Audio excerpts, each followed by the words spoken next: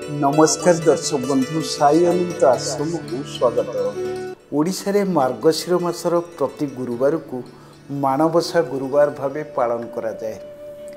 ओडिशा रे सबु पर्व गुड़िक मध्यरु गुरुवार ओषा हेउछि अन्यतम पर्व, जहाँ पुरपल्ली ठू आरंभ करी सहर पर्यंत सबुठी करा जाए। मार्गशीर मासर प्रति गुरुवार 4 पाली बा 5 पाली माण बसा जाइथाए। जो व्यक्ति उपरे तांकर कृपा दृष्टि रही थाए सही व्यक्ति जीवन में दुख प्रवेश करे नहीं। आसंतु जानिनेबा मार्गशीर गुरुवार दिन कौन करिबा और कौन न करिबा उचित हेबो। प्रथम रही गुरुवार रे विलंब जाए शुअंतु नहीं। यही दिन सकाळु उठी प्रथमे घर द्वारा सफा करंतु नहीं। सकाळु उठिवा परे बसी बिछना सजाड़ी रखंतु, घर को झाड़ू करंतु, परे घर पोछिबा परे स्नान करी पूजा आरंभ करंतु। गुरुवार दिन प्रतिदिन तुलसी चौरा वृंदावती को पूजा करंतु।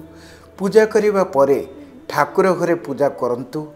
गुरुवार बृहस्पति को समर्पित होइथिबारु हलदिया रंगर वस्त्र परिधान करंतु। दूरी रही गुरुवार सकाळु उठी झोटी पकाई पूजा आरंभ करंतु। यही दिन एक लाल रंगर कपड़ा उपरे किसी श्वेत धान बिछाई लक्ष्मी प्रतिमा निकट में पूजा करंतु। किसी धला पुष्प मध्य माँ उपरे चढ़ातु। मंडा पिठा पंचामृत करी माँ लक्ष्मी को भोग लगातु।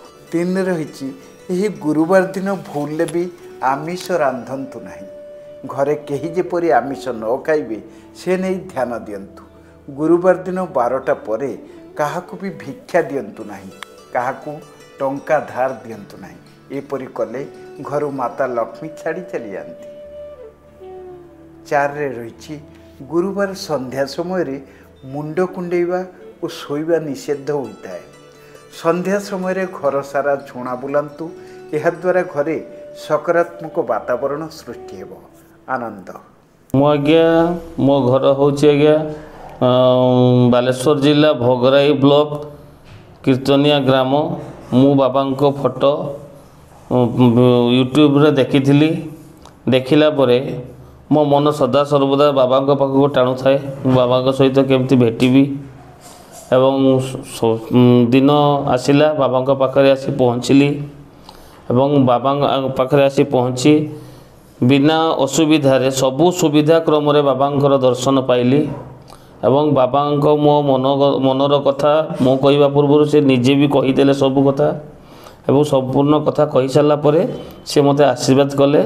तो रास्तार चाल तो बाट आउ टिके बतई देवी तो काम सब सदा सर्वदा सचोट रहिबो। तो काम सदा सर्वदा भल रहिबो एवं आज पर्यंत जहाँ भी होइछि सब बाबा कृपारु होइछि।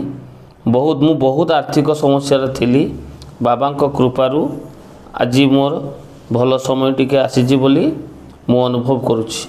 जते बेले सुविधा होछि आछि एवं से गाँव रे भी किछि लोक मो साई पड़िसा रे भी बाहरलेनी जे कोठी जाउछो कोन करूछो मोले चालो मु नै जिबी फ्री रे आपण मानकर किछि टंकाटे भी लागिबोनी। बाबा कृपा लाभ करंतु।